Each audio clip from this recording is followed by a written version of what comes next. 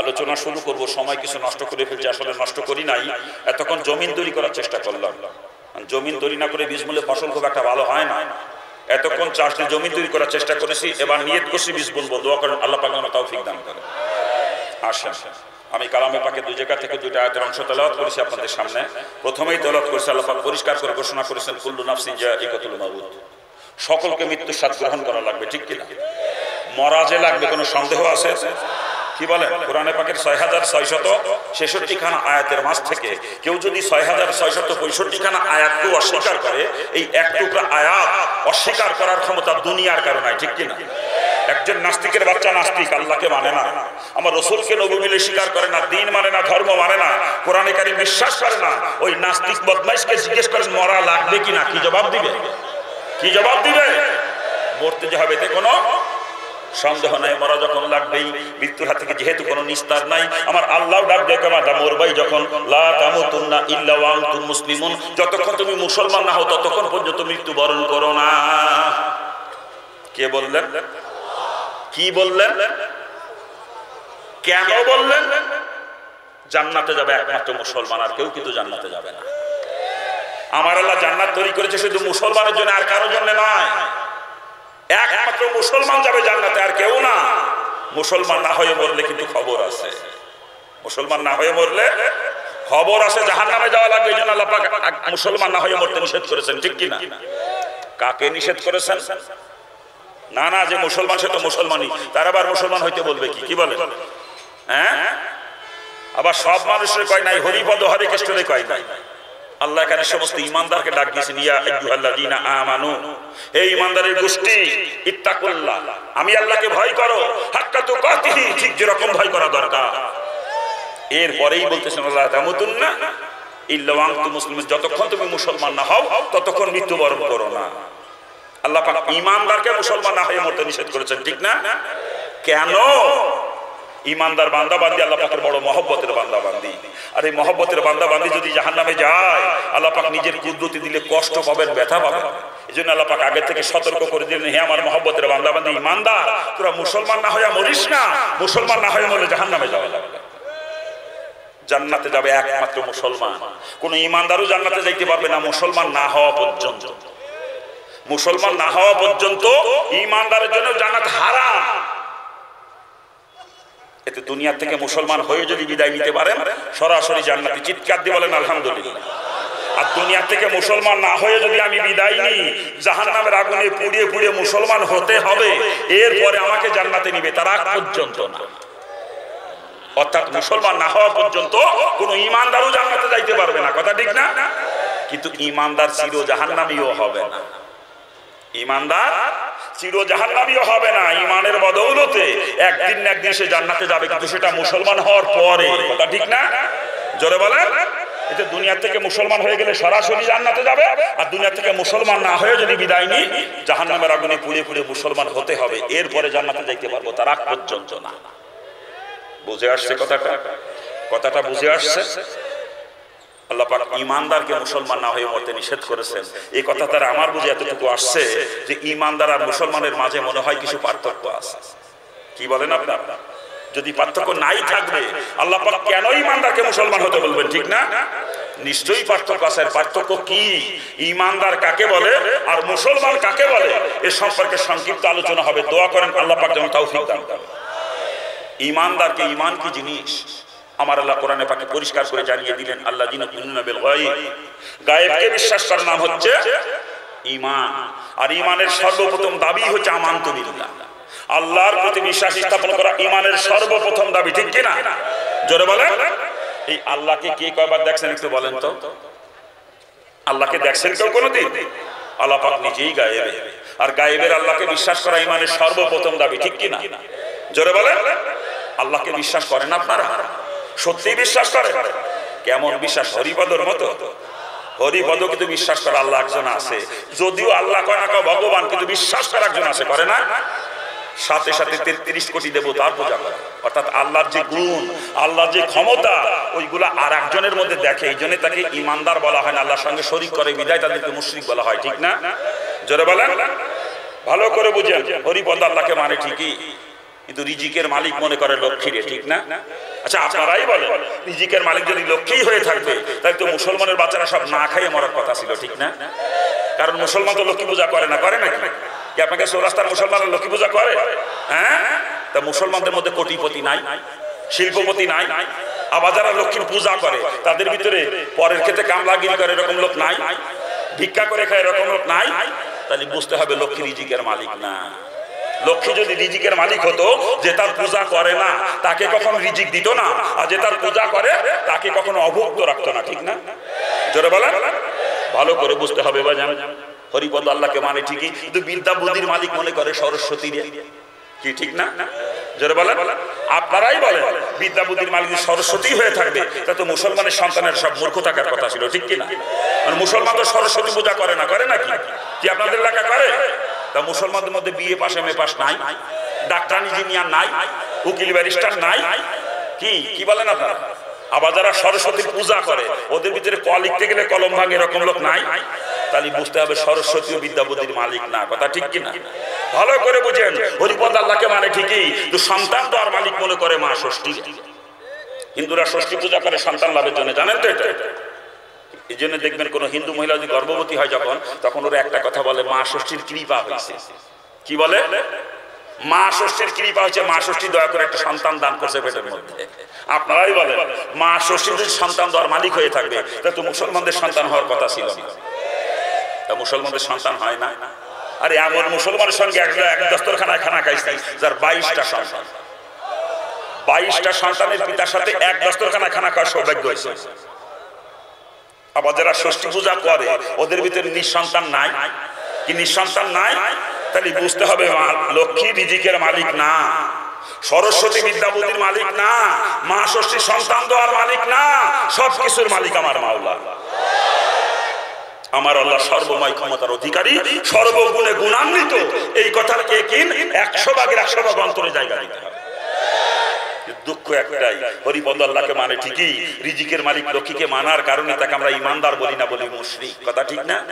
আজকে আমি আর আপনি আল্লাহকে মানি ঠিকই, রিজিকের মালিক কেউ বানাইছি জমিন দিয়ে, কেউ বানাইছি ব্যবসারে, কেউ বানাইছি চাকরি দিয়ে। বাজান, ওই হরিপদের মধ্যে আমার মধ্যে কোনো পার্থক্য নাই। হরিপদ মুশরিক হয়ে থাকে, আমি আপনিও মুশরিক, কি কথা ঠিক না? আমার আল্লাহ রিজিকের ব্যাপারে জমিনের মোকাপেক্ষী না, ব্যবসার মোকাপেক্ষী না, চাকরির মোকাপেক্ষী না। আল্লাহ পাক আসমান থেকে রিজিক দিতে পারেন, কথা ঠিক কিনা? জোরে বলেন। মুসা আলাইহিস সালামের কওমকে আল্লাহ পাক 40 বছর আসমান থেকে খাওয়াইছে, 40 বছর। সে খাবারের নাম ছিল মান্না সালোয়া, কি নাম? 40 বছর খাওয়াইছে। তা মুসা আলাইহিস কওমের দাম আল্লাহ পাকের কাছে বেশি না মুহাম্মদ সাল্লাল্লাহু আলাইহি ওয়াসাল্লামের কওমের দাম বেশি? ওদেরকে আল্লাহ 40 বছর খাওয়াইতে পারছে, আমাদেরকে পারে না। কি আমাদেরকে পারে না? আমাদের তো সেই ইকিন নেই আল্লাহ পাকের জাতের উপরে, আমাদের ইকিন আসবাবের উপরে, গায়রুল্লাহর উপরে ইকিন। এই জন্য গায়রুল্লাহর মাধ্যমে, আসবাবের মাধ্যমে আসতেছে রিজিক। যদি আল্লাহ পাকের জাতের উপরে ইকিন থাকতো, আসমান থেকে রিজিকের ফয়সালা হতো, ঠিক কিনা? বান্দা বান্দি যেরকম ধারণা আল্লাহর প্রতি পোষণ করে, আল্লাহ পাক সেরকম মুআমেলা বান্দার সাথে, কি কথা ঠিক না? আমাদের ইকিন গায়রুল্লাহর প্রতি, এই জন্য গায়রুল্লাহর মাধ্যমে আল্লাহ পাক রিজিক পৌঁছাচ্ছেন। যদি আল্লাহ পাকের জাতের উপরে ইকিন থাকতো, কোনো গায়রুল্লাহ, কোনো মাধ্যম ছাড়া আসমান থেকে রিজিকের ফয়সালা হতো, ঠিক কিনা? জোরে বলেন। ও বাজান, আপনি কতটুকু খানা খান বাজান? আপনি একজন মানুষ কতটুকু খানা খান প্রতিদিন? একটা পূর্ণবয়স্ক হাতি প্রতিদিন 7.5 মণ খানা খায় কম। একটা পূর্ণবয়স্ক হাতি প্রতিদিন কমপক্ষে 7.5 মণ খানা খায়। ওই হাতিরা কয় বিঘে জমিতে কলা গাছ লাগাইছে? একটু বলেন, কয় বিঘে? হ্যাঁ, একটা হাতি না খেয়ে মরছে, দেখাইতে পারবেন? হাতিরা রাস্তায় খোদার যন্ত্রণায় ভুকা মিছিল বের করছে, পাইছেন কোনোদিন? হাতিদেরকে খাওয়াই কে? আরে হাতি তো ছোট প্রাণী, সমুদ্রে এমন এমন প্রাণীর বসবাস, এক একটা প্রাণী প্রতিদিন টনকে টন খাবার খায়। ওরকম একটা দুইটা প্রাণী না, সমুদ্রে লাখো কোটি প্রাণী সমুদ্রের তলদেশে বসবাস করে। ওদের কোন বাজারে কয়টা দোকান আছে? কয় বিঘে জমি তোদের ইদি ধান হয়? ওরা কোন অফিসে চাকরি করে? ওদেরকে খাওয়াই কে? ওদেরকে খাওয়াই কে? এই নিকৃষ্ট প্রাণী হায়ান জানোয়ারকে আল্লাহ খাওয়াইতে পারে, আর আমি আল্লাহ পাকে সর্বশ্রেষ্ঠ সৃষ্টি মানুষ, আমাকে আল্লাহ পারে না খাওয়াইতে? আল্লাহ পারে না? আপনি যখন মায়ের পেটে জন্ম নিয়েছিলেন 40 দিন পর্যন্ত মৃত অবস্থায় ছিলেন মায়ের পেটে, আপনি 40 দিন পর্যন্ত মৃত ছিলেন। এরপরে 40 দিনের সময় যখন আপনার ভিতরে রুহু ঢুকানো হয়েছে, তখন থেকে আপনি জীবিত একজন মানুষ মায়ের পেটের মধ্যে। আর তখন থেকে আপনার খানার প্রয়োজন হয়েছে। এরপর 8 মাস বা 8.5 মাস যে কদিন মায়ের পেটে ছিলেন, নিয়মিত খাবারের দরকার হয়েছে আপনার। ওই সময় আপনি কোন মসজিদের ইমামতি করতেন? কোন মসজিদের খতিব ছিলেন বলেন? কোন মাদ্রাসা শাইখুল হাদিস ছিলেন বলেন? কোন স্কুলের কোন কলেজের প্রিন্সিপাল ছিলেন বলেন? ওই সময় খাওয়াইছে কে? ওই সময় মায়ের পেটে খাওয়াইছে কে? আল্লাহ মায়ের পেটে আপনাকে খাওয়াইতে পারছে, এখন আর পারে না নাকি? আফসোস আফসোস, এই যে গাড়িগুলা দেখি অন্তরের মধ্যে, কসম খোদা কসম খোদা কসম খোদা, এই অবস্থায় মারা গেলে একটা ডাইরেক্ট জাহান্নামী, ডাইরেক্ট। আমার আল্লাহ সব গুনাহ মাফ করবে, শিরিক কখনো মাফ করবে না। যারা পরিমাণ শিরিক যদি ইমানের সঙ্গে মিশ্রিত থাকে, সেই ইমান আমার মাবুদের দরবারে গ্রহণযোগ্য নয়। শিরিক মুক্ত ইমান নিয়ে আল্লাহ পাকের দরবারে হাজির হওয়া লাগবে, ঠিক কিনা? জোরে বলেন ঠিক কিনা? এজন্য বাজার সমস্ত গাড়িগুলো নিয়ে অন্তর থেকে বের করেন, আল্লাহ পাকের জাত এবং সিফাতের কিনা 100% অন্তরে জায়গা দেন, ঠিক না? কি জোরে বলেন ঠিক কিনা? শুধু তাই না, অন্তরে একটু হাত লাগান তো। প্রত্যেকের দিলের ভিতরে বিশ্বাস এরকম কম বেশি আছে। আমার বউ তো মরিয়ে গিলু, খালি সময় মতো অরিফদ ডাক্তারে ভাইলাম মিলে বাস, কি আছেন এরকম বিশ্বাস? হ্যাঁ, আমার মেয়ের অবস্থা তো খারাপ হয়ে গেছিল, সময় মতো ঢাকা মেডিকেল কলেজ হাসপাতালে নিলাম বলেই বাঁচিয়েছে। হায়াতের মালিক কে? হায়াতের মালিক কে? মিথ্যা কথা বলতেছি, মুখে কয় আল্লাহ হায়াতের মালিক, অন্তরে নাই, অন্তরে ডাক্তার। কি কথা ঠিক কিনা? জোরে বলেন। মুখে কয় একটা, অন্তরে আর একটা। তারে কি কয়? তারে কি কয়? আমরা মুনাফিকের গোষ্ঠী, মুখে কয় আল্লাহ হায়াতের মালিক, আল্লাহ রিজিকের মালিক, অন্তরে নাই, অন্তরে নাই। ও বাজান, অন্তরে নাই। আর শুধু মুখে স্বীকার করার ঈমান না, মুখে তো স্বীকার করতে হবে, অন্তরের অন্তঃস্থল থেকে বিশ্বাস করা লাগবে, কাজে পরিণত করে দেখাই দেওয়া লাগবে। এর নাম হচ্ছে ঈমান। ইকরার বিল লিসান, তাসদিক বিল জিনান, আমল বিল আরকান, তিনটা সমন্বয় হচ্ছে ঈমান। আমরা মুখে স্বীকার করে আল্লাহ হায়াতের মালিক, আল্লাহ রিজিকের মালিক, অন্তরে নাই। কি কথা ঠিক না ভুল বলতেছি? জোরে বলেন। আল্লাহ পাক আমাদেরকে হেফাজত করবে। জোরে বলেন না আমি। ও বাজান, সুন্নাত হিসাবে কৃষি কাজ করব, সুন্নাত হিসাবে ব্যবসা করব, সুন্নাত হিসাবে চাকরি করব, সুন্নাতের উপর আমল করার জন্য, নাকি বলেন? তো ওইগুলোর মাধ্যমে রিজিক আসে না, রিজিক দেয় আমার মাওলা। কথা ঠিক কিনা? জোরে বলেন ঠিক কিনা? সুন্নাত হিসাবে ডাক্তার দেখাবো, সুন্নাত হিসাবে ঔষধ খাবো, কিন্তু ডাক্তারের ক্ষমতা নেই সুস্থ করার, ঔষধের ক্ষমতা নেই সুস্থ করার। সুস্থ করার মালিক আমার মাওলা। ডাক্তারই যদি সুস্থ করবে, ঔষধও যদি সুস্থ করবে, একই রোগের রোগী দুইজন, একই ডাক্তারের চিকিৎসা নিচ্ছে, একই প্রেসক্রিপশন, একই ওষুধ খায়, একজন সুস্থ হয়ে গেল আর একজন মারা গেল। এখানে ডাক্তারের ক্ষমতা আছে, ঔষধের ক্ষমতা আছে, সুস্থ করার মালিক কে? চোখে দেখি একটা, আর বিশ্বাস করা লাগবে আর একটা। চোখ দিয়ে দেখতেছি জমিনে ফসল ফলতেছে, ওইটার দ্বারা আমার সংসার চলতেছে। চোখ দিয়ে দেখতেছি ব্যবসা করতেছি, লাভ হইতেছে, ওইটা দিয়ে সংসার চলতেছে। চোখ দিয়ে দেখতেছি চাকরি করতেছি, মাসে মাসে বেতন পাই, ওইটা দিয়ে আমার সংসার চলে। কিন্তু বিশ্বাস করা লাগবে না ওইগুলো দিয়ে চলে না, চালায় আমার মাওলা। এটা আসমানি খবর। এটা কোন জায়গার খবর? নবী রাসূল আসমানি যে খবর নিয়ে আসছে, নিজের নজরকে অস্বীকার করতে হবে, ওই খবরকে বিশ্বাস করা লাগবে। এর নাম হচ্ছে ঈমান। চোখ দিয়ে দেখি ডাক্তার দেখাইলাম, প্রেসক্রিপশন দিলে ঔষধ খাইলাম, সুস্থ হয়ে গেলাম, কিন্তু না, নবী রাসূলরা আসমানি খবর নিয়ে আসছে। ডাক্তারের ক্ষমতা নেই সুস্থ করার, ঔষধের ক্ষমতা নেই সুস্থ করার, সুস্থ করার মালিক আমার মাওলা। নিজের নজরে যেটা দেখি এটাকে অস্বীকার করতে হবে, আসমানি খবরকে বিশ্বাস করা লাগবে। এই নজরকে অস্বীকার করা আর খবরকে বিশ্বাস করা, এর নাম হচ্ছে ঈমান। এর নাম কি? এর নাম কি? ভালো করে বুঝেন। আসলে চোখ দিয়ে যেটা দেখি এটা ভুল দেখি আমরা। আমার চোখ ঠিক দেখে না, ভুল দেখে। সকালবেলায় ফজরের নামাজের পর একটু পরে পূর্ব আকাশের দিকে তাকাবেন, দেখবেন 3 গ্রামের পাশে পাশে বাগান, বাগানের ভিতর দিয়ে সূর্য উঠতেছে, এটা দেখি না চোখ দিয়ে। আবার সন্ধ্যার একটু আগে পশ্চিম দিকে তাকাবেন, ওই পাশে নদী, নদীর পানির মধ্যে সূর্য ডুবে গেল, এটা দেখি না চোখ দিয়ে। আসলে কি আমার চোখ ঠিক দেখছে? চোখ কি ঠিক দেখছে? রেল লাইনের মাঝখানে দাঁড়িয়ে সামনের দিকে তাকাবেন, দেখবেন কিছু দূরে রেল লাইন আস্তে আস্তে কাছে আসতে আসতে কিছু দূরে যে দুটি লাইন এক জায়গা হয়ে গেছে, দেখা যাবে না? এরপরে ট্রেন একটা চলে গেলে যদি লাইন দুটি এক জায়গায় হয়ে যাবে, তাহলে তো ট্রেন উল্টে যাবে, অ্যাক্সিডেন্ট করবে। কিন্তু অ্যাক্সিডেন্ট তো হয় নাই। আমার চোখ কি ঠিক দেখছে না ভুল দেখছে? মুসলমানের জিন্দগিতে যা কিছু হবে সব রাসূলের তরিকায় হয়ে যাবে। কথা ঠিক কিনা? জোরে বলেন ঠিক কিনা? আপনার ঈমান আছে, রাসূলের তরিকা নাই, আপনি মুসলমান না। আবার রাসূলের তরিকা আছে, ঈমান নাই, আপনিও মুসলমান না। দুইটার সমন্বয় যার মধ্যে করছে সেই হচ্ছে মুসলমান। কথা ঠিক না? আমি তো হিন্দুর বাচ্চা, জানেন আপনারা? জানেন না? ছোটবেলায় আমাদের বাড়িতে দেখতাম অনেক সময় অনেক বড় বড় সাধু সন্ন্যাসীরা আসতেন, ভারত থেকে, নেপাল থেকে, ভুটান থেকেও আসতেন সাধু সন্ন্যাসীরা আমাদের বাড়ি। আমার আব্বা এই সাধু সন্ন্যাসীদেরকে খাওয়ানোর জন্য 14খানা পাথরের প্লেট কিনে রাখছে। 14খানা পাথরের প্লেট আমাদের ঘরে আছে। এক একটা প্লেটের ওজন 7.5 কেজি 8 কেজি, কালো মিশমিশে পাথর দিয়ে মেশিন দিয়ে খোদাই করে প্লেট বানানো, একবার তেলের মতো সমান। এমনি প্লেট গুলো সারা বছর উঠানোই থাকে। যখন কোনো সাধু সন্ন্যাসী আছে, যে কয়জন আসে সেই পাখান প্লেট আমার আম্মা বের করে কত কষ্ট করে ধুয়ে পরিষ্কার করে আমার মা। এমনি সময় দেখছি সারা বছর আমাদের বাসায় কাজের মহিলারা রান্না করছে, রান্না করে টেবিলের উপরে সাজায় রাখছে, আমরা বাপ মা ভাই বোন সব একসাথে যে বসে খানা খাইছি। আমরা খাইয়ে বের হয়ে আসতাম, এরপরে কাজের মহিলারা খানা খাইয়ে সব গুছাইছে। ছোটকালেতে এই দেখছি। কিন্তু যেদিন কোনো সাধু বা সন্ন্যাসী আসলেন আমাদের বাড়িতে, আমার মা দেখতাম ওই কাজের মহিলার শুধু বাইকিয়ে কুটিয়ে দেওয়ার মধ্যে, গুছাই দেওয়ার পর্যন্ত সীমিত। রান্না আমার মা নিজের হাতে করতেন কষ্ট করে ওই সন্ন্যাসীদেরকে যত্ন করার জন্য। আমার মা কত কষ্ট করতেন। ওই পাথরের প্লেটগুলো খানা দিতেন। পাথরের প্লেটে খানা না দিলে ওনারা খানা খাইতে চাইতেন না, খুশি হইতেন না। পরবর্তীতে মুসলমান হয়ে যখন সুন্নাতের উপরে গবেষণা শুরু করছি, তখন পাইছি যে পাথরের প্লেটে খানা খাওয়াই আমার রাসূলের সুন্নাত। অনেকে কেউ মাটির বাসনে খাওয়া সুন্নাত না, মাটির বাসনে খানা খাওয়া আতরশি সুন্নাত হতে পারে, রাসূলের সুন্নাত না। রাসূলের সুন্নাত পাথরের তৈরি প্লেটে খানা খাওয়া, কথা ঠিক কিনা? জোরে বলেন। আমি সুন্নাতের উপরে গবেষণা করছি দীর্ঘদিন, মুসলমান হওয়ার দীর্ঘদিন সুন্নাতের উপরে গবেষণা করছি। এই গবেষণা করতে যে দেখছি, ওই যে সন্ন্যাসীদেরকে আমার মা খানা দিতেন, প্লেট দেওয়ার আগে পরিষ্কার একটা কাপড় আগে বিছাই নিতেন, তার উপরে প্লেট দিতেন। ওই সমাজের দস্তরখানা কারে কয়, সুন্নাত কারে কয়, রসুল কারে কয়, চিন্তাম আমি চিন্তাম। তো মুসলমান হওয়ার পরে যখন সুন্নাতের উপরে গবেষণা শুরু করছি, তখন দেখছি এটা ছিল আমার রসুলের সুন্নাত দস্তরখানা। ওনাদেরকে কাপড় বিছিয়ে দেওয়া লাগতো, প্লেটের নিচে পরিষ্কার একটা কাপড় বিছিয়ে দিতে হবে। ওনারা খানা খাওয়া শেষ করার পর দেখতেন প্লেটটাকে সাইকেল পুটি পরিষ্কার করে খাইতেন ওই সাধু সন্ন্যাসীরা। তখন মনে মনে চিন্তা করতাম, বেশভূষা দেখে তো মনে হয় ফকির মিসকিন এরকম মনে হইতো।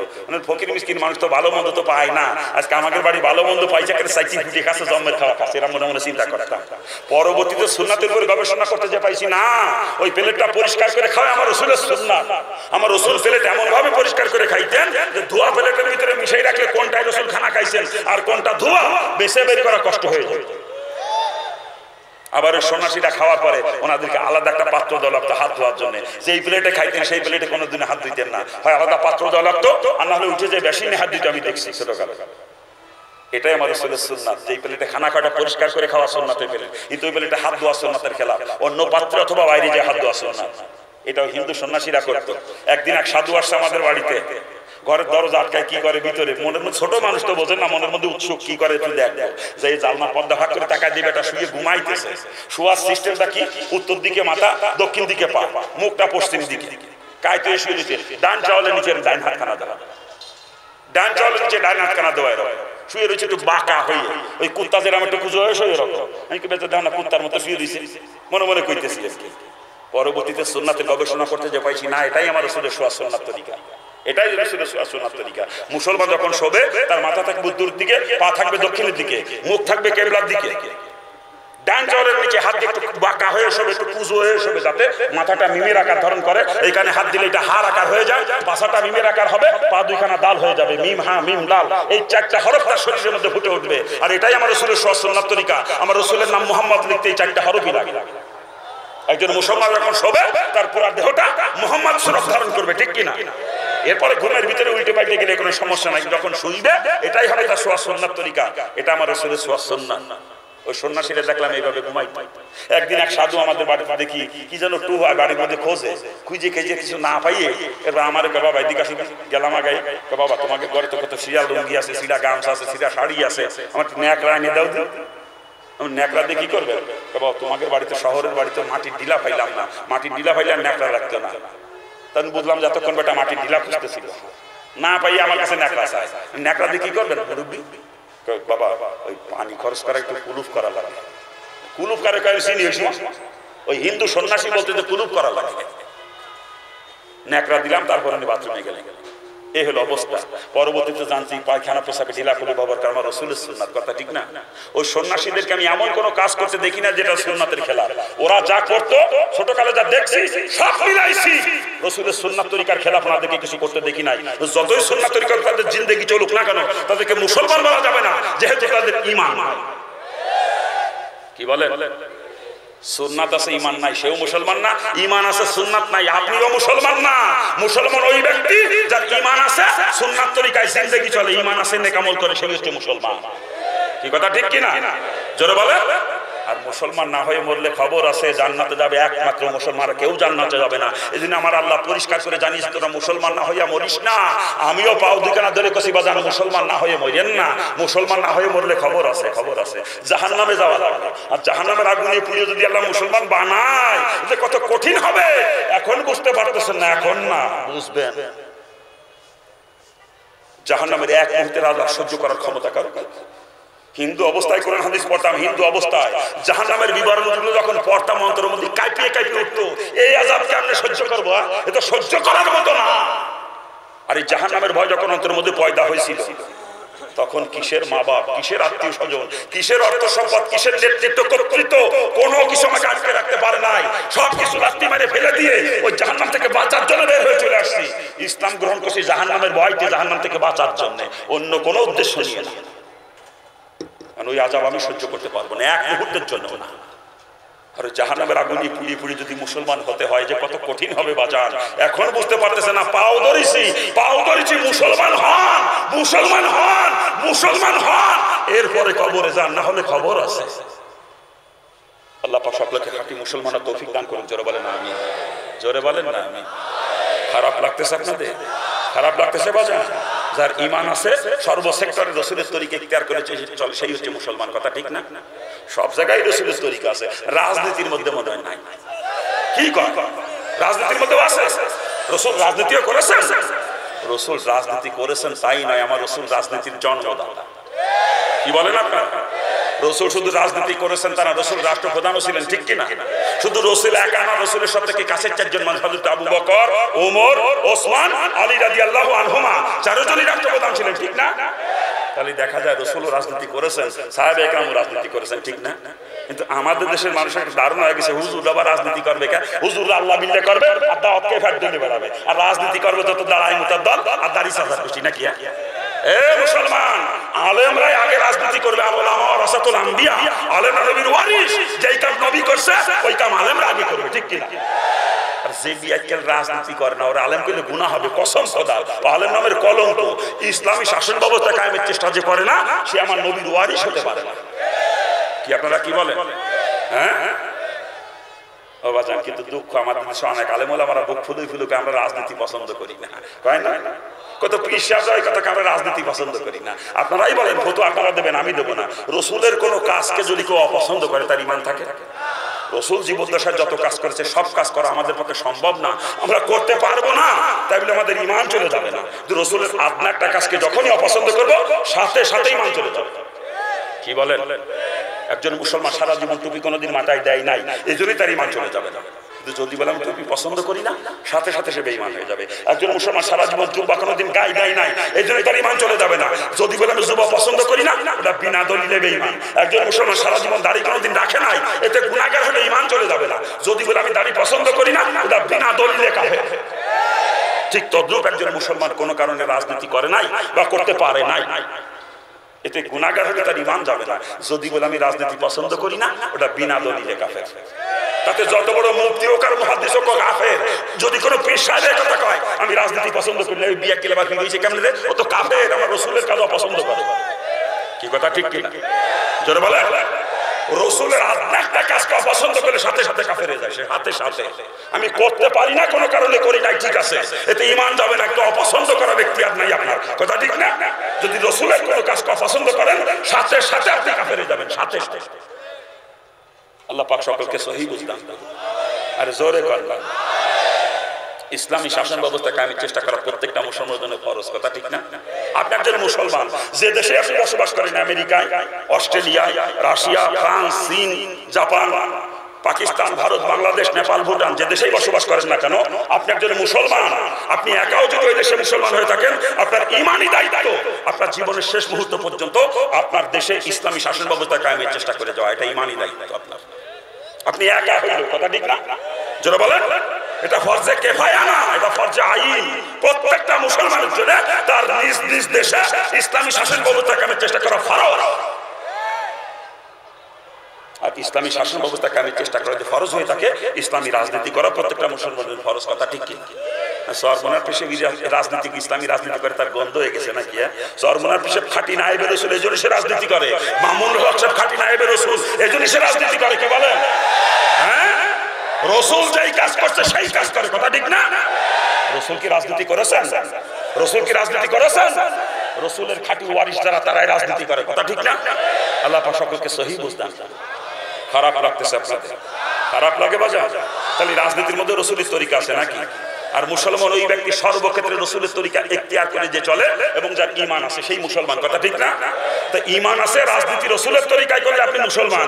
রসুলের তরিকার খেলাফ যদি রাজনীতি করেন আপনি মুসলমান না। আল্লাহ পাক সকলকে সহি বুঝদান। খারাপ লাগতেছে মনে হয় নাকি?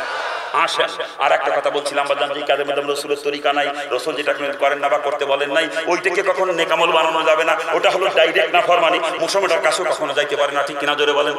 যদি কেউ মনে করে সুদ খাবো, এর মধ্যে রসুলের তরিকা খুঁজে পাওয়া যাবে? তা মুসলমান কি সুদের কাছে যাইতে পারে? আমার যা মনে হয় বর্তমান সমাজে সুদ করবার দিলে মানুষ খুঁজে পাওয়া কষ্ট হবে, ঠিক কিনা? ওই দেখেন ধনী লেভেলের মানুষ যারা, প্রত্যেকের ব্যাংকে সুদ অ্যাকাউন্ট আছে, বড় লোকের গোষ্ঠী ব্যাংকে টাকা জমা রেখে রেখে ব্যাংকে থেকে সুদ খাইতেছে, ঠিক না? আর না হলে দেখবেন ধনী লেভেলের মানুষ যারা ব্যাংকে থেকে লোন নেয়, বিভিন্ন প্রকার লোন, সিসি লোনে ব্যবসা করে, হাউস লোনে বাড়ি করে, কৃষি লোনে চাষবাস করে, ফার্ম করে, বিভিন্ন কাজে ব্যাংকে সুদ দেয়, কথা ঠিক না? ধনী লেভেলের মানুষ আর ব্যাংকে থেকে সুদ খায় না, ব্যাংকে সুদ দেয়। আর আমরা যারা গরিব মানুষ, ব্যাংকে যাওয়ার ক্ষমতা নাই, আমাদের বউরা কেউ করতেছে ব্যারাকের সমিতি, কেউ আশার সমিতি, কেউ প্রশিক্ষা সমিতি, বিভিন্ন এনজিও সমিতির মধ্যে সুদের মধ্যে স্ত্রীকে ডুবাই দিচ্ছে, ঠিক কিনা জোরে বলেন? আবার কিছু কিছু মার্কা মুসলমান আছে, আপনাদের এই এলাকায় না থাকতে পারে, আমার এলাকায় আছে, শতকরা হারে টাকা লাগায়, শতকরা 10 টাকা, হাজারে 100 টাকা। এদেশেও আছে না? এদেশেও আছে। বাবাজিরা ভালো করে বুঝতে হবে, ব্যাংকের সুদ সুদ, ওই এনজিও সুদ সুদ, শতকরা হারে টাকা লাগাচ্ছেন, ওটাও কিন্তু সুদ। আর সুদের গুনাহ কতটুকু ভালো করে বোঝেন। রাসূল হাদিসের ভিতরে বয়ান করেছেন, সূর্যের দেয়, সূর্যের ন্যায়, সূর্যের যে হিসাব লাগে, এবং সুদের ব্যাপারে যদি কেউ সাক্ষী থাকে 4 জনের গুনাহ হলো সমান। রাসূল বলেন সুদের ওয়ালা লিখনা সাক্ষী 4 জন সমান অপরাধী। এদের গুনাহ কতটুকু? অন্য হাদিসের মধ্যে রাসূল বয়ান করেছেন, সুদের গুনার স্তর হলো 70টা। কয়টা? জোরে বলেন কয়টা? রসুল বলেন সুদের দ্বারা 70 প্রকার গুনাহ হয়। আর 70 প্রকার গুনার মধ্যে সব থেকে ছোট গুনার কথা রসুল বলেছেন, যদি নারী হয়ে সুদ দেয় বা সুদ খায়, কাবা ঘরের ভিতরে নিজের জন্মদাতা পিতার সঙ্গে জিনা করার সমতুল্য গুনাহ হয়, চিৎকার দিয়ে বলেন নাউজুবিল্লাহ। আর যদি পুরুষের সুদ দেয় বা সুদ খায়, ওই কাবা ঘরের ভিতরে নিজের গর্ভধারিণী মার সঙ্গে জিনা করার সমতুল্য গুনাহ হয়, চিৎকার দিয়ে বলেন নাউজুবিল্লাহ। এই কাবা ঘরের ভিতরে নিজের মা বাবার সঙ্গে জিনা করার গুনাহ হলো সুদের 70টা গুনার মধ্যে ছোটটা, আর 70টা গুনার মধ্যে বড় গুনাহ স্বয়ং আল্লাহ পাক এবং তার নবী রাসূলদের সঙ্গে যুদ্ধ ঘোষণা করা, চিৎকার দিয়ে বলেন নাউজুবিল্লাহ। অন্য হাদিসের মধ্যে রাসূল বয়ান করেছেন 1 দিরহাম, আরবের 1 দিরহাম সমান সমান ওই জামানায় আমাদের দেশে ছিল মাত্র 4.25 বা 31 পয়সা পরিমাণে। রাসূল বলেন 1 দিরহাম পরিমাণে সুদ যদি কেউ দেয় বা খায়, কমপক্ষে 36 বার, কয়বার মুখস্থ করুন, কয়বার? রাসূল বলেন 1 দিরহাম সুদের পরিমাণে কমপক্ষে 36 বার নিজের মা বাবার সাথে জিনা করার সমতুল্য গুনাহ হয়, চিৎকার দিয়ে বলেন নাউজুবিল্লাহ। আপনারাই বলেন, কোন মুসলমান নরনারী মা বাবার সঙ্গে জিনা করতে পারে? কোন ইহুদি নাচারা পারে? কিন্তু আমরা মুসলমানের গোষ্ঠী আজকে তাই করতেছি। স্ত্রীকে স্বামী করাই সুদে টাকা আনাইয়া ওই স্ত্রীকে তার বাপের সঙ্গে জিনা করাইতেছি, আর আমি বিয়া গেলে সুদে টাকা খাইয়া আমার মার সাথে জিনা করতেছি। মুসলমানের পাও দিকেন ধরে কষি, পাও দিকেন ধরে, যদি কোনো প্রকার সুদের সঙ্গে কারো সম্পর্ক থাকে তওবা করেন। যদি জান্নাতে যাইতে মন চায় তওবা করেন, আর না সুদের সঙ্গে জড়িত থাকবে তো কেউ মারা যান। কসম খোদার, কসম খোদার, কসম খোদার, কিয়ামতের দিন জান্নাতের গিরানো নাকে পাবেন না, আপনি জান্নাতের গিরানো নাক পর্যন্ত পৌঁছাবেন না, মনে রেখে দিয়ে। সময় আছে এখনো, তওবা করেন, তওবা করলে আল্লাহ মাফ করে দেবে। আল্লাহ আশার বাণী শোনাইছে, লা তাকনাতু মির রাহমাতিল্লাহ, বান্দা আমার রহমত থেকে নইরে আসিস না, এতদিন তুই সুদের ভিতরে লিপ্ত ছিলি, তওবা করে ফিরে আয়, তো তওবা করতে দেরি হবে, আমি আল্লাহ তোকে মাফ করতে দেরি করব না। কি আমরা তওবা করতে পারি না? পারি না তওবা করতে? দুঃখ, আজকে আমার এলাকায় দেখি এক এক মহিলা 8টা 10টাও করে সমিতি, খোঁজ পাই এক এক মহিলা 8টা 10টাও করে সমিতি। আপনাকে এলাকার মহিলারা সমিতি করে না, এরা ভালো আছে, এলাকায় করে, এলাকায় করে, করুক, আমি নিষেধ করতেছি না, পরিণতি একটু বলবো না? এই মহিলারা কি শুনতেছে? মহিলারা শোনে, এটা ভালো করে কলাকে মাগো, ও মা মারে আমার ঘরে রাগ করে না, আমি আপনাদের শত্রু না মাগো, আমি জাহান্নাম থেকে বাঁচানোর জন্য বলছি। আপনি মুসলমানের মেয়ে, আপনি সমিতি করে সুদের টাকা এনে আপনার বাপের সাথে জিনা করতে পারেন না, আপনার পাও ধরেছি, সুদের টাকা এনে বাপের সঙ্গে জিনা করেন না। আপনার স্বামী যদি আপনাকে লোন আনতে বলে, কিস্তি আনতে বলে, সমিতি করতে বলে, আপনি পরিষ্কার বলে দিবেন স্বামীকে, আমাকে বিয়ে করে আনছো, আমার ভরণ পোষণ দেওয়ার দায়িত্ব তোমার, কিভাবে দিবা তুমি জানো, আমি সুদের টাকা এনে আমার বাপের সাথে জিনা করতে পারবো না। মাগো পরিষ্কার বলে দিবা স্বামীকে। আসলে দোষ কিন্তু মহিলাদের না, দোষে বিয়া কেলে দোষটি। কই আমার স্ত্রী তো জীবনও সমিতি করতে গেল না, আপনার স্ত্রী যায় কে? আপনি পাঠান তাই যায়। আমার স্ত্রীকে আমি যদি সমিতি করতে না দিই, করার ক্ষমতা আছে? দোষ মহিলাদের না, দোষ এই বিয়াক্কেলের গোষ্ঠীর। বিয়াক্কেল বিয়ে করে বৌদি সমিতি করে, এই বিয়াক্কেল বিয়ে করে বৌদি সমিতি যদি করাবে তাহলে বিয়ে করতে কইছে কোন সোর? তোর জন্য বিয়ে করা হারাম, তোর জন্য বিয়ে করা হারাম। বিয়ে ওই ব্যক্তি করবে যার আর্থিক সঙ্গতি আছে, স্ত্রীকে পর্দার ভিতরে রেখে স্ত্রীর ভরণ পোষণের মতো আর্থিক সঙ্গতি যার আছে, সমতা যদি বজায় রাখতে পারে, মা যাই কোলাইলে সাইড দিয়ে বিয়ে করতে পারবে। কি হুজুর ঠিক আছে না? হ্যাঁ, এটা শরীয়তের ফয়সালা, আমার বাপের ঘরের কথা না। মাজায় যদি কুলায় আর্থিক সঙ্গতি থাকলে একসাথে চারটে বিয়ে করতে পারবে, সমতা বজায় রাখতে পারবে, কথা ঠিক না? আর মাজায় যত জুতি থাক, আর্থিক সঙ্গতি নাই, স্ত্রীকে পর্দার ভিতরে রেখে ভরণ পোষণ দিয়ে চালাইতে পারবে না। শরীয়ত তাকে বলছে তোর বিয়ে করার দরকার, তুই রোজা রেখে রেখে মাজার জুত কমায় রাখ, যাতে তোর বিয়ে করা না লাগে। এবং শরীয়ত এই সিদ্ধান্ত দিয়েছে প্রয়োজন বোধে তুই সারা জীবন রোজা রাখবি তবু বিয়ে করবি না, ওর জন্য বিয়ে করা হারাম। আর বদমাইশ বিয়ে করে বউ এড়া দিয়ে তুই চলবো বেড়া আকাশে, তুই জুতো দিয়ে ফিটিতে পারতাম। তুই মুসলমান, তোর বউ সমিতি করে, তুই মুসলমান। এখন মুসলমানের নারী মেয়ে ছেলেরা কখনো সমিতি করতে যায় না, আর যে বাড়ি মহিলারা সমিতি করে ওরা মুসলমান করলে গুনাহ হবে। ও মুড়ি দেশে সর গুনায় নামাজ পড়ে 9 ওয়াক্ত, ইশরাক সাজ তাওয়াবিন তাহাজ্জুদ কোনটা বাদ না করে 9 ওয়াক্ত পড়ে। এরা 3টের সময়কে তাহাজ্জুদ করে জিকিরের গুতো কি, অথচ বউ সমিতি করে। বিয়া কেলে ও ভন্ডামি বাদ দিতে পারিস না, ভন্ড কোথাকার। তো নামাজও ভন্ডামি, তো জিকিরও ভন্ডামি, তো সরমনা ভন্ডামি, তুই ভন্ডামি বাদ দে। তোর বউ করে সমিতি, তুই সুদে টাকা খাওয়া বদমাইশ, সুদ করে আমার নামাজ কিসের রে? হ্যাঁ, ইবাদত করলে এক নাম্বার শর্ত হালাল রুজি খাওয়া, হারাম খরচ করে ইবাদত আল্লাহ কবুল করে না। রসুলের পরিষ্কার হাদিস, এক লোকমা হারাম মাল যদি কেউ খায় 40 দিন পর্যন্ত তার কোনো ইবাদত আল্লাহর দরবারে কবুল হবে না, কথা ঠিক কি না? তুই সোয়ার মনার মুরিদ দাবি করো, হারাম খোর বদমাইশ, কয় করে নামাজ পড়তে? তোর কপাল কালো বানায় কোনো লাভ নাই। আগে সুদ বাদ দে, আগে সুদ বাদ দে, নাহলে নামাজ দিয়ে কোনো ফায়দা হবে না, কথা ঠিক কি? জোরে বলেন ঠিক কি না? আর একজন তবলিগের মোবাল্লেগ বছরে বছরে চিল্লা মারে, ওর বউ সমিতি করে। বিয়ে ক্ষেত্রে জুতোতে ভিটামিন কারণ কোন চোর কয় তোর চিল্লা জাতি, এই তোর বউ করে সমিতি, তুই সুদ কর বদমাইশ, তুই চিল্লা মারো, বিয়ে খেল কোথাকার, ও ভন্ডামি বাদ দে। খারাপ লাগতেছে আপনাকে? খারাপ লাগে? বাসা কি আলোচনা করবো কর? বর্তমান অনেক ওলামায়ে কেরামও সুদের সঙ্গে জড়িত, অনেক আলেমরা, কি কথা ঠিক না? অনেক আলেম আজকে সুদের সঙ্গে জড়িত। এক মৌলানা সাহেবের ব্যাংকে অ্যাকাউন্ট সাইড দিয়ে ফার্স্টটাও আছে, নিজের নামে একটা, স্ত্রীর নামে একটা, গোলাম নামে একটা, মায়ের নামে একটা। অ্যাকাউন্ট খোলার সময় খোঁজে কোন অ্যাকাউন্টে লাভ বেশি বেশি, সেই যে খোলে নাকি কা? হ্যাঁ, এই যে কি কি ডিপোজিট করে জানো, ওইগুলো খোলে যাতে লাভ বেশি হয় নাকি কা? আরে একজন আলেম কি করে সুদ খাইতে পারে? আমার বেরেনে ধরে না, এই বিয়াকে তুই না আলেম, এই তুই না আলেম, এই তুই না আলেম, তুই না নবীর ওয়ারিস, তুই সুদ খাইয়ে তোর মার সাথে জিনা করো, তোর পাও ধরেছি ফের। ইসলামের মডেল, তোকে দেখে মানুষ দিনের বুঝ পাবে, ইসলাম চিনবে। আর তুই আলেমের সুদ খাই যায় বদমাইশ, সাধারণ পাবলিক যাবে কোন জায়গা? তোর জুতোতে ভিতরের কাম, আলেম নামের কলঙ্ক, তুই কোন আলেম কখনো সুদ খাইতে পারে না।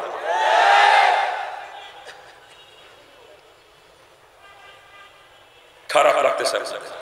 খারাপ লাগে বাজার? খারাপ লাগারই কথা, মনে বড় ব্যথা। মুসলমানের অবস্থা দেখে কলিজা মানে না, এরা বলে মুসলমান। হিন্দু থাকতে কোরআন হাদিস পড়ে মুসলমানের চরিত্র দেখছিলাম কোরআন হাদিসে, সেই মুসলমান সমাজে নাই। আমার মনে হয় মুসলমান হয়ে আমার ভুল হয়ে গেছে, এরকম মাঝে মাঝে মনে হয়। আমি তো এরকম চলতে পারি না আপনাদের মতো, আমি তো চলতে পারি না। কি করে করেন এগুলো? মুসলমান কি করে করেন বলেন? মুসলমান আপনারা খালি গরু খাইয়া সেলু কাটি মুসলমান, ইসলামের লোক সই করেন না। খারাপ লাগতেছে নাকি? খারাপ লাগে বাজা? আলোচনা করতেছি কাজের মধ্যে আমার রসুলের তরিকা, আমার রসুল যেটা করেন না বা করতে বলেন নাই, ওইটাকে কখনই নেকামল বানানো যাবে না। ওটা হলো ডাইরেক্ট না ফরমানে, মুসলমানের কাছে কখনো যাইতে পারে না, ঠিক কিনা জোরে বলেন? যদি কেউ মনে করে বেপর্দায় চলবো, এর মধ্যে রসুলের তরিকা আছে, তা মুসলমান বেপর্দায় চলতে পারে? বর্তমান সমাজে পর্দার বালাইও নাই, কথা ঠিক কিনা জোরে বলেন? ঠিক কিনা? হ্যাঁ, পর্দা আছে, খালি মুসলমানের ঘরে জাল না দরজায়, দামি দামি পর্দার কাপড় কিনে জাল না দরজায় পর্দা চলায় মুসলমান। শরীয়তের পর্দার বালাইও নাই বর্তমান সমাজে, কথা ঠিক কিনা জোরে বলেন? ঠিক কিনা? অথচ পর্দা শরীয়তের সব থেকে গুরুত্বপূর্ণ ফরজ। নামাজ ফরজ, কিন্তু 24 ঘন্টার ভিতরে ঘন্টা খানিক নামাজ ফরজ, ঠিক না? 5 ওয়াক্ত ফরজ নামাজ 17 রাকাত, 17 রাকাত নামাজ পড়তে 1 ঘন্টা লাগে না, কম লাগে, সেখানে 1 ঘন্টা দোষ। 24 ঘন্টার ভিতরে ঘন্টা খানিক নামাজ ফরজ। রোজা ফরজ, 12 চাঁদের ভিতরে 1 চাঁদ রোজা ফরজ। জাকাত ফরজ, মালদারের জন্য বছরে একবার জাকাত দেওয়া ফরজ। হজ ফরজ, মালদারের জন্য জীবনে একবার হজ করা ফরজ। কিন্তু পর্দা 24 ঘন্টা জন্য, 24 ঘন্টা 1 সেকেন্ডের জন্য বেপর্দা হয়, যদি 1 সেকেন্ড, সাথে সাথে একটা কবিরা গুনাহ। আর একটা কবিরা গুনাহ একেবারে নিম্নতম সাজা 7000 বছর জাহান্নাম। চিৎকার দিয়ে বলেন নাউজুবিল্লাহ। আরে জোরে কর না। এটা হলো পর্দার গুরুত্ব। আর পর্দার এরিয়া কতটুকু? ওই যে ওলামা ইকরাম মাঝে মাঝে কয় 14 অরত 14 অরত, 14 15 16 17 বুঝি না। এক কথায় জবাব নেন, যাকে বিয়ে করা হারাম তার সঙ্গে দেখা দেওয়া যায়, আর যাকে বিয়ে করা যায় বিয়ে হওয়ার আগ পর্যন্ত তার সাথে দেখা দেওয়া হারাম। এটা হলো পর্দার বিধান। কি হুজুর ঠিক আছে না? যাকে বিয়ে করতে পারবেন তার সঙ্গে দেখা দিতে পারবেন না বিয়ে হওয়ার আগ পর্যন্ত, আর যাকে বিয়ে করতে পারবেন না তার সঙ্গে দেখা দেওয়া, এটাই পর্দার এরিয়া। কথা ঠিক কিনা? জোরে বলেন। দেবরের সঙ্গে ভাবি দেখা দেওয়া হারাম, দুলাবার সঙ্গে শালি দেখা দেওয়া হারাম, ননদের জামার সঙ্গে শালাবো দেখা দেওয়া হারাম, মামাতো ভাই খালাতো ভাই শাস্তো ভাই ফুফাতো ভাই তাতো ভাইদের সঙ্গে বোনের দেখা দেওয়া হারাম, বিয়ার সঙ্গে বিয়ান দেখা দেওয়া হারাম, উস্তাদের সঙ্গে সাথী দেখা দেওয়া হারাম, পীর সাহেবের সঙ্গে মহিলা মুরিদ দেখা দেওয়া হারাম। কি হুজুর ঠিক আছে? তা পর্দা আছে আমাদের সমাজে? কি পর্দা আছে? কি পর্দা রোয়াজ করবো কন? মুসলমানের বৌরা মেয়েরা বর্তমানে যেই হারে মার্কেটে করে যা ধরিছে, এতে পর্দা রোয়াজ করে লাভ হবে না বলে আমার মনে হয় না। না, আপনার এলাকার মহিলারা ভালো আছে, জীবনেও মার্কেট করতে যায় না। আমার এলাকার মহিলারা মার্কেট করে, এই এলাকায় যা এলাকায় করে মহিলারা মার্কেট করুক, আমি নিষেধ করতেছি না। পরিণতি কি বলবো একটু বলবো না? ও বাজান, মার্কেটে আপনার স্ত্রী আপনার মেয়ে গেছে খালি তা না, ও মার্কেটে যুবকরাও আছে। যুবকদের যদিও কোনো কাজ নাই, আড্ডা মারতে যায় যুবকরা, ঘরে ঘরে আড্ডা মারে, আর ভিড় বেশি থাকলে ভিড়ির মধ্যে ঢুকে যায় যুবকরা। ভিড়ির ভিতরে ঢুকে যেই দেখে মহিলা, কেন আড়ে করে মহিলাকে বুকে দেয়, আমি নিজে দেখছি, না দেখলে বলতাম না, দেখছি বুঝে বলতেছে। তারপর স্ত্রীকে আপনার মেয়েকে যে মার্কেটে পাঠাইছেন ওই কেনার দুটো খাওয়ার জন্য নাকি? দোষ কিন্তু মহিলাদের না, দোষে বিয়া কেলে গেছি। কই আমার স্ত্রী তো জীবনে মার্কেট করতে গেলেন, আপনার স্ত্রী যায় কি? আপনি পাঠান তাই যায়। আমার স্ত্রীকে আমার মেয়েকে যদি আমি মার্কেটে যাইতে না দিলে, আর ক্ষমতা আছে? আরে কাপড় পরবে আমার স্ত্রী, দেখবো আমি, আমার যেটা পছন্দ সেইটা কিনে তো ওইটা ভালো লাগবে, ঠিক না? আর আমি পছন্দ করে কিনে আনলে আমার স্ত্রীর পছন্দ হয় না, বুঝতে হবে না আমি একা না, ও তলে তলে না আরো দুই সাইড দিয়ে আছে। ও নিজেই পছন্দ করে কিনতে যায়, কেনার গুতো খাই ওইটা করে ওই নাঙ্গে ঘিরে ধাবে। কথা ঠিক না? জোরে কান ঠিক কিনা? শয়তানি মহিলা, স্বামী মার্কেট করতে পছন্দ নেই, স্বামী মার্কেট করে যে স্ত্রী পছন্দ করে না ওই স্ত্রীকে তালাক দিয়া ফরজ, ওরে তালাক দিয়া ফরজ। শয়তানি কুতাকার। কোনো বাপ জীবিত থাকতে মুসলমানের মেয়ে কখনো মার্কেট করতে যাইতে পারে না, স্বামী জীবিত থাকতে মুসলমানের স্ত্রী কখনো মার্কেট করতে যাইতে পারে না, উপযুক্ত ভাই ঘরে থাকতে মুসলমানের বোন কখনো মার্কেটে যাইতে পারে না, উপযুক্ত ছেলে ঘরে থাকতে কোনো মুসলমানের মা কখনো মার্কেটে যাইতে পারে না। ঠিক কিনা? জোরে বলেন ঠিক কিনা? শয়তানির দল, মার্কেটে যে কেলোর গুতো খাইয়ে বড় কষা খাতি মজা লাগে নাকি? ও আমার বউ বলে আমি সুমো দিবা নে, ও তালাক দিয়ে ঝাঁটা পিটা করে বিদায় করবো সাথে সাথে। আমি কিনে আনছি, ওর পছন্দ হয় না, নিজে কেনোর গুতো খাই কিনতে যাবো, ওর সুমো দেবো আমি, তালাক দিয়ে জুতো পিটা করে বিদায় করবো, জুতো পিটা। শয়তানি কোথাকার। খারাপ লাগতেছে আপনাদের, বড় কষ্ট অন্তরের মধ্যে, আমার বড় কষ্ট। আপনারা মুসলমান আর আমি হিন্দুর বাচ্চা, মুসলমান পরিচয় দিয়েন না আপনারা, ইসলাম আপনাদের মধ্যে নাই। মুসলমান পরিচয় আমি দিতে পারি, আমি, আপনাদের মুসলমান পরিচয় দেওয়ার এখতিয়ার নাই, কারণ ইসলাম আপনাদের মধ্যে নাই। খারাপ লাগতেছে মনে হয় নাকি? খারাপ লাগারই কথা, কিন্তু আমার মনে বড় ব্যথা। কি করব বলেন? না বলে পারি নে, না বলে পারি নে। কি জাগের বৌরার মায়েরা মার্কেট করে বেড়ায়, ওগুলো সব হলো কাপুরুষ, দজভঙ্গ, দজভঙ্গ। সত্যিকারের পুরুষ মানুষ যারা, তাদের বৌরা মেয়েরা কখনো মার্কেটে যায় না। কথা ঠিক কিনা? যারা বলেন ঠিক কিনা? আর যারা কাপুরুষ, ওদের স্বামীর কথা স্ত্রী মানে না, বাপের কথা মেয়ে মানে না, ওগুলো কাপুরুষ, দজভঙ্গ। আর দজভঙ্গের গোষ্ঠী আবার বুক ফুলো ফুলো কয়, আমার স্ত্রী মার্কেটে গেলে বোরকা পড়ে যায়, আমার মেয়ে মার্কেটে গেলে বোরকা পড়ে যায়। বোরকা পড়ে গেলে সমস্যা কি? বোরকা পড়ে গেলে সমস্যা নেই, ঠিক আছে, কিন্তু কেনর গুতো মাপ নেই। কি কথা ঠিক না ভুল বলতেছি? আর বর্তমান যে বোরকা পরে মহিলারা, ও বোরকা পর্দার জন্য পরে না, পরে ফ্যাশনের জন্য। পর্দার জন্য যেটা বোরকা উড়া ফোড়া আমাকে নারীরা দাদিরা, কিন্তু ভাবিরা আপারা যেটা পরে পর্দার জন্য না, ফ্যাশনের জন্য। ঠিক না? নাকি ভুল করছি আমি? শরীয়ত পর্দার জন্য যে বোরকা পড়তে বলছে, সে বোরকা হওয়া লাগবে জৌলুসবিহীন, যাতে কেউ আকৃষ্ট না হয়। ওটা নারীরা দাদিরা পড়ে, কিন্তু ভাবিরা আপারা যেটা পড়ে, ও যুবকরা বোরকা দেখেই ওদের পিছন পিছন করে। কি কথা ঠিক না? শরীয়ত যে বোরকা পড়তে বলছে পর্দার জন্য, সে বোরকা হওয়া লাগবে ঢিলা ঢালা, যাতে শরীরের গঠন প্রকৃতি বুঝতে না পারে। ওটা নারীরা দাদিরা পড়ে, আর ভাবিরা আপারা যেটা পড়ে এতটাই ফাইটে যায় যায় বা ওর সাইজ মাপার জন্য ফিতের দরকার নাই, চোখ দিয়ে মাপে কই দিয়া যায় কয় ইঞ্চি বেশি আর গায়ে যায়। নাকি ভুল করছি আমি? নাকি ভুল করছি? দোষ কিন্তু মহিলাদের না, দোষে বিয়াক্কেলের গোষ্ঠী রে, বিয়াক্কেল। তোর বউ তোর মাইয়ের টাইট ফিটিং বোরকা পরে সাইজ না সাথী না সাথী মার্কেটে যায় দুনিয়ার মানুষের দেখাইয়ে, তোর লজ্জা করে না? তুই মুসলমান পরিচয় দাও, তোরা জুতোতে পিটানোর কাম। ও মহিলাকে কোনো দোষ নাই, দোষ তো তোরা পিটানোর কাম জুতো দিয়ে। বিয়াক্কেল, তোর বউ তোর মাইয়ের টাইট ফিটিং বোরকা পরে বাইরে বেরো, তোর লজ্জা করে না?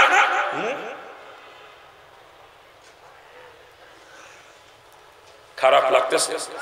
কি আলোচনা করবো? মুড়ি দেশে সর্বনায় কিসের বয়সী ধরে কান্দা কান্দে রে, মাঝে মাঝে সিকিউরিটি দৌড়ু দেয় দেখছে। আবার ওর যুবতী মাইয়ের রীতিমতো বেপর্দা স্কুল কলেজেও যায়। কি কথা ঠিক না? এই কিরা করছে তুই সর্বনার বলতে হলে শয়তানের মুরিদ। সরমুনার মরহুম পিসাবু এই কথা বলতেন, বর্তমান পিসাবু বলেন যার যুবতী মেয়ে বেপর্দা স্কুল কলেজে যায় সে সরমুনার মুরিদ না, সরমুনার মুরিদ না, সরমুনার মুরিদ না। 3 বের কথা জানেন না? জানেন না? তা পীর সাহেব যারা মুরিদ বলে স্বীকার করে না সে শয়তানের মুরিদ, সরমুনার মুরিদ না। তুই শয়তান সরমুনায় যাবি না, তোর কারণে শায়েকের বদনাম হয়। তুই সরমুনায় যাও বছরে বছরে, আর মানসিক সরমুনার মুরিদের মায়ের অবস্থা দেখছো বেপর্দা কিরাম চলে, এই তোর কারণে আমার শায়েকের বদনাম। পরিষ্কার করার তোর মতো শয়তান সরমুনার ময়দানে যাইতে দেখি না, তোর কারণে শায়েকের বদনাম। তুই জাহান্নামের কীট। তুই জান্নাতে গেলে রাসূল মিথ্যাবাদী হয়ে যাবে, রাসূলের হাদিস মিথ্যা হয়ে যাবে, রাসূলের পরিষ্কার হাদিস। আর দায়ুস লা ইয়াদখুলুল জান্নাহ, দায়ুস কখনো জান্নাতে যাবে না, লা ইয়াদখুল কখনো প্রবেশ করবে না। তোর মাইয়ে বেপরদা স্কুল কলেজ মারে, তুই সর্বনার মুরিদ দাবি কর, দায়ুস টাকার, তুই জাহান্নামী, তুই জাহান্নামী, তুই জাহান্নামী। আমার রাসূলের হাদিস কখনো মিথ্যা হবে না, কসম খোদার। রাসূল কখনো মিথ্যাবাদী হবে না, অতএব দায়ুস কখনো জান্নাতে যাবে না। তুই তবলিগের মোবাল্লেগ বছর বছর ছিলাম আরো বছরে বছরে, আর তোর বউ মাঠের মধ্যে যে বেপরদায় গরু বাঁধে ছাগল বাঁধে, কোন চোর কইছে তোর চিল্লা দিতে তোর জুতো দিয়ে ভিটামিতাম বিয়া কে ওই চিল্লায় তোর জাহান্নামে নিয়ে যাবে রে। প্রত্যেক মুসলমান সময় সুযোগ পাইলে চিল্লায় যাওয়া উচিত আমি মনে করি। তুই চিল্লায় যাবে, তোর বউ যদি গরু ছাগল বাঁধে বেপরদায়, এই চিল্লা দিয়ে কোনো লাভ আছে তোর? এই চিল্লা দিয়ে কোনো লাভ আছে তোর? তো জাহান্নামের কীট, তুই দায়ুস, তুই দায়ুস, তোর জন্য জান্নাত হারাম। তুই জান্নাত থেকে রাসূল মিথ্যাবাদী হয়ে রাসূলের হাদিস মিথ্যা হয়ে যায়, কথা ঠিক কি? যারা বলেন ঠিক কিনা? আর কসম খোদা আমার রাসূলের কোনো হাদিস কখনো মিথ্যা হবে না, আমার রাসূল কখনো মিথ্যাবাদী হবে না, অতএব দায়ুস কখনো জান্নাতে যাবে না, ঠিক কিনা? আর একজন আজিশা ওয়াজ করেছে 13 বার। কয়বার? 13 বার। টাকা তো অভাব নেই, অবৈধ পয়সা কামাই করিয়ে সম্পদের পাহাড় বানাইছে। চাকরি করতে এক সময় টেবিলের তলে কামাই সম্পদের পাহাড় বানাইছে। ব্যবসা উল্টো পাল্টা ব্যবসা করিয়ে সম্পদের পাহাড় জমাইছে, নাকি কা? শরীকের সম্পত্তি ফাঁকি দিয়ে ধনী হয়েছে, আর না হলে মিল একা করে শ্রমিকদের ফাঁকি দিয়ে ধনী হয়েছে। এইভাবে সম্পদের পাহাড় জমাইছে। টাকার তোর অভাব নাই, বছরে বছরে চলে যায় হজ মাস্তি। এরপর 13 বার মারিছে। আজ কতবার? 13 বার। মদিনাতে তসবি কিনে নিয়েছে 1000 দানা তসবি। আজি সাহেব মদিনাতে কিনে নিয়েছে 1000 দানা তসবি। রাত 3টার সময় ওযু করে মসজিদে চলে যায় তাহাজ্জুদ পড়তে। তাহাজ্জুদ পড়িয়ে মসজিদে বসে তসবি টানে কি টানা, দানা পর্যন্ত দেখা কষ্ট, এত দ্রুত টানে তসবি। এক দিনে 25,000 বা 30,000 বার কালেমা খতম করা আজি সাহেব। আর আজি সাহেবের যুবতী মাইয়ে কলেজে পড়ে, ওই যুবতী মাইয়ে কলেজে পড়ে রাত 31 চৈত্র রাত 12টা 1 মিনিটে আজি সাহেবের ওই কলেজ মাঠে যে বর্ষবরণ অনুষ্ঠান করতেছে। এই গালে লাগছে এসে বৈশাখ, আর এই গালে শুভ নববর্ষ। কি লাগছে? এক গালে এসে বৈশাখ, আর এক গালে শুভ নববর্ষ দেখে রাত 12টা 1 মিনিটে কলেজ মাঠে বর্ষবরণ অনুষ্ঠান করতেছে। আর আজি সাহেব মসজিদের তসবিহ টিপে, ওই বদমাইশ আজি না, ওইটা 1 নম্বরের তাজি, ওরা জুতো পিটা করে বসে থেকে বের করে দেবে। ওর যুবতী মায়ে পয়লা বৈশাখ মেরে বেড়াচ্ছে, আর ও আজি কলাইছে বদমাইশ কোথাকার। তুই দায়ুস, তোর জন্য জান্নাত হারাম, তুই জাহান্নামী, তুই জাহান্নামী, তুই জাহান্নামী। তোর হজে তোরে বাঁচাতে হবে না। যদি জাহান্নাম থেকে বাঁচতে হয় নিজ অধীনস্থ নারীদেরকে পর্দা করান এবং নিজেও পর্দা করেন, না জান্নাতের স্বপ্ন দেখে কোনো লাভ নাই, কথা ঠিক কিনা? জোরে বলেন ঠিক কিনা? কি ওয়াজ করবো কোন? বর্তমান অধিকাংশ ওলামায়ে কেরাম পর্যন্ত বেপর্দা, অধিকাংশ ওলামায়ে কেরাম। ইল্লা মাশাআল্লাহ কিছু আছে, না থাকলে দুনিয়া চলতো না, কথা ঠিক কিনা? জোরে বলে। কিন্তু অধিকাংশ ওলামায়ে কেরাম পর্দা মানে না। খোঁজ নিয়ে দেখেন, আমি মাওলানা সাহেব, আমার বাড়ির মধ্যে সদরঘাট, আমার স্ত্রী আমার ছোট ভাইয়ের সাথে 1 প্লেটে ভাত খায়, দেবর বাড়ির মধ্যে কি ফিরি, আমি কিন্তু মাওলানা দেখলাম আমার বাড়ির পর্দার অবস্থা নাকি কা? হ্যাঁ, আমি যখন শ্বশুর বাড়ি যাই শালি আমার গালে উঠেই খাওয়া দেয়, শালি দুলো ভাই গলায় গলায় ফিরি থাকতে পারে নাকি কা? শ্বশুর বাড়ি যাই, স্ত্রীর সাথেই যাই, স্ত্রীর খবর নাই না, খালি সকিনারি ঘরে, সকিনারি নিয়ে ঘরে। শালির নাম সকিনা, আর স্ত্রীর নাম হলো বিউটি। শ্বশুর বাড়ি যে বিউটির কোনো দাঁত দাঁড়ে না। সকিনারি নিয়ে চলে যায় মার্কেট করতে, সকিনারি নিয়ে চলে যায় পার্কে, সকিনারি নিয়ে চলে যায় মেলায়, নাকি কা? মাওলানা আমি বললাম মাওলানা আমার পর্দার অবস্থায়। এই তুই আলেম, তোর জুতো দিয়ে বিটি দিবার, বিয়াক্কেল কোথাকার? আমি মসজিদের ইমামতি করি, মহল্লায় 30 বাড়ি খানা ভাগ করে দিচ্ছে কমিটি। যেদিন যে বাড়ি খানা দুপুরে জোহরের নামাজ পড়ে সেই বাড়ি চলে যায়, ঠেলে উঠি, ভাবি আইসি বাদ দান, ভাবি কই ঠেলে উঠি। এই বদমাইশ, তোর কোন খুশি ভাবি রে? তুই ইমাম, তোর মুসল্লি বউ তোর ভাবি, ফাসেক কোথাকার? ফাসেক তুই ইমামতি করে, ইমামতি ছাড়, তোর পিছনে নামাজ পড়ে গোষ্ঠী শুদ্ধ জাহান্নামে যাবে, গোষ্ঠী শুদ্ধ। পর্দা যে মানে না, শরীয়তের ভাষায় তাকে বলে ফাসেক। আর কোন ফাসেকের পিছনে ইক্তেদা করা মাকরুহ তাহরিমা, হারামের কাছাকাছি। তুই ফাসেক ছাড়, ইমামতি ছাড়, তোর ইমামতি করা জায়েজ নাই, ফাসেকের জন্য ইমামতি করা জায়েজ না। হ্যাঁ, কমিটিওয়ালারা ইমামের খানা বাড়ি বাড়ি ভাগ করে দেন, কোনো নিষেধ নাই, কিন্তু ইমাম কোনো বাড়ি যে খানা খাবে না, ইমামের খানা মসজিদে পৌঁছে দেওয়া দাও। আর যে ইমাম বাড়ি বাড়ি যে খানা খায় ওই ইমাম হলো ফাসিক। ও খানা খাতে যে মুসল্লির স্ত্রীর সাথে মিষ্টি মিষ্টি গল্প করে, মুসল্লির যুবতী মায়ের সাথে গপ্প মারে, কথা ঠিক না? আল্লাহ পাক আমাদেরকে হেফাজত করুক, জোরে কানা আমি। আরে জোরে কান। খারাপ লাগতেছে আপনাদের নাকি? কি ওয়াজ করবো কন? আমাকে দেশে কত পীর সাহেবরাও পর্দা মানে না, যুবতী যুবতী মহিলারা পীর সাহেবের পা টেপে গাও টেপে, আমি নিজে দেখছি। ওগুলোর পীর কইলে গুনাহ হবে, কসম খোদার, ওগুলো নুসা নুসা। পর্দা যে মানে না ফাসেক, ফাসেক বলে পীর হয়েছে, চিন্তা করেন। এখনো ফাসেক কখনো আল্লাহর ওলি হতে পারে না। কি বলেন আপনার? হ্যাঁ, যার ভিতরে মুস্তাহাবের খেলাফ নাই, ইচ্ছাকৃত মুস্তাহাবেরও খেলাফ করে না, সেই হক্কানি পীর। সাথে এলেম আছে, এতটুকু এলেম জালালাইন শরীফ এবং তাফসীরে জালালাইন আর মিশকাত শরীফ, এটা নিজে পড়ে বুঝতে হবে, আর একজনকে বোঝানোর মতো জ্ঞান থাকতে হবে। সাথে তার ভিতরে ইচ্ছাকৃত মুস্তাহাবের খেলাফ করবে না, সেই হচ্ছে আল্লাহর ওলি পীর। কথা ঠিক কিনা? জোরে বলেন ঠিক কিনা? আর শরীয়তের সবথেকে গুরুত্বপূর্ণ ফরজ হলো পর্দা। পর্দার খেলাফ যার মধ্যে, সে কখনো পীর হতে পারে না। কথা ঠিক কিনা? হবে না? রাগ করে চলে যাচ্ছেন আপনারা, রাগ করে চলে যান। বসেন, দোয়া করে দিচ্ছি, দোয়া করে যান। দোয়া না করে অরিফত জাতি পারে, মুসলমান তো দোয়া না করে যায় না। কি আপনারা অরিফত না মুসলমান? মুসলমানের দোয়াটা করে যান, মুসলমানের দোয়াটা করে যান, অরিফত চলে যায়, অরিফতের দোয়া লাগে না। কিন্তু আপনার পূর্বপুরুষ, আপনার বাপ মা, আপনার দাদা দাদি, নানা নানি, শ্বশুর শাশুড়ি, পূর্বপুরুষ কবরে শুয়ে শুয়ে আপনার দিকে চাই বসে আছে। আজকে মাহফিলের শেষে আখেরি মোনাজাতে তার জন্য দোয়া করবেন, আল্লাহ পাকে দোয়ার বুনিয়াদে তার কবর আযাব মাফ করে দিবে, সে শান্তি পাবে কবরে। কিন্তু আপনি যদি এখন দোয়া না করে চলে যান, ওই কবরবাসী বদ দোয়া করবে আপনার জন্য, কবরবাসী আপনার উপরে বেজার হবে। কথা ঠিক না? যারা বলেন ঠিক কিনা? অরিফতের দোয়া লাগে না, অরিফতে চলে যায়, কিন্তু মুসলমানের তো দোয়া দরকার। কথা ঠিক না? মুসলমান দোয়া না করে যাবে না ইনশাআল্লাহ। কি বলেন? আল্লাহ পাক সকলকে তৌফিক দান করুন, জোরে বলেন আমিন। খারাপ লাগতেছে মনে হয় আপনাদের নাকি? খারাপ লাগে বাজে? আজকে এই পর্যন্ত থাক, আজকে পর্যন্ত থাক নাকি গা? হ্যাঁ, লোকজন উঠে উঠে চলে যায়, আপনারা কোন চলবে? এটা তো ঠিক না। আমি তো অন্ধ হুজুর না, অন্ধ হুজুরকে মাইক ধরাই দেবেন, ও ওয়াজ করতেই থাকবে, ও লোক সব উঠে গেলেও তার কিছু আসে যায় না। এটা তার দোষ না, কারণ সে তো দেখে না, লোক চলে যাচ্ছে। তার সামনে যে একজনকে আমি দেখতেছি, আল্লাহ আমার সব দেশে, আমি তো অন্ধ হুজুর। আপনারা উঠে উঠে চলে যাবেন আর আমি ওয়াজ করতে থাকবো, এই বক্তা তো আমি। কি কন? হ্যাঁ, বহুদিন পর গত বছর আসলাম চৌরাস্তায়, কিন্তু বিনা দাওয়াতে। পোস্টারের নাম ছিল না, মাইকিং করেছিল না, মাগরিব পর ঠেলে উঠে দিয়েছিল স্টেজে, সাপন্ত আলোচনা করছিলাম গত বছর। আর এর অনেক আগে এসে গেছি ঈদগাহ ময়দানে, নাকি কান? আবার এবার আল্লাহ পাক আনছে নাকি? তা আনছেই যখন, এলাকার মুসলমানকে সাইজ করে দিয়ে যাওয়া লাগে না? আমি বাজান ডাক্তার, আমি বক্তা না।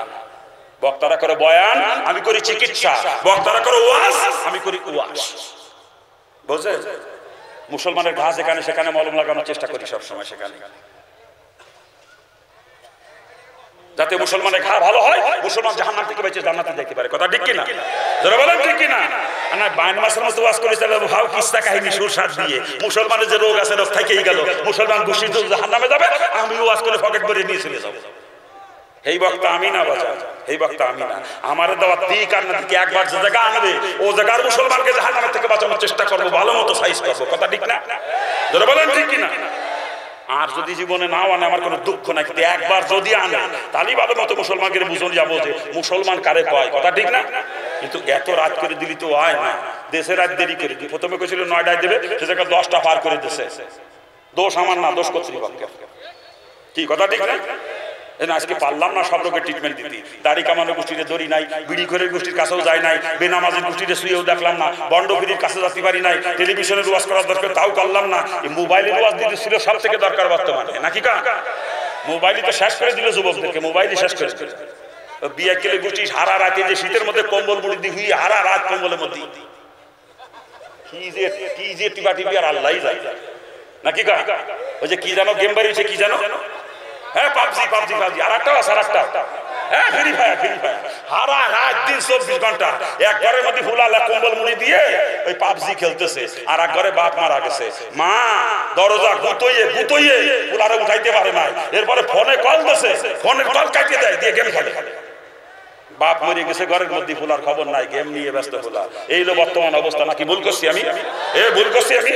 এই গেম খেলতে খেলতে যুবকের করছি সারা রাতের মধ্যে ঘুমায় না, বাপ ভাই সারা রাত গেম খেলে সারা রাত। মুসলমান বাচ্চারা, তোদের পাও ধরেছি, তোরা মুসলমান, ফজরের নামাজ না পড়ে ঘুমাইতে হয় বদমাইশি করছি, রাত ধরে গেম খেলে আজানের আগে আগে ঘুমায়। তোর পাও ধরেছি, তুই মুসলমানের সন্তান, তোর নামাজ কাজা হতে পারে না, মুসলমান তো কোনো নামাজ কাজা করতে পারে না, ঠিক কিনা? আল্লাহ পাক সকলকে সহি বুঝদান করুন। জোরে করলাম। বেনামাজির গোষ্ঠীরও ধরি নাই, ধরছি, সব রয়ে গেল। বড় বড় রোগের ট্রিটমেন্ট দিতে পারলাম না আজকে। আবার যদি চৌরাস্তায় আল্লাহ আনে কোনোদিন, সেদিন দেবো ইনশাল্লাহ। কি কয়? হ্যাঁ হ্যাঁ,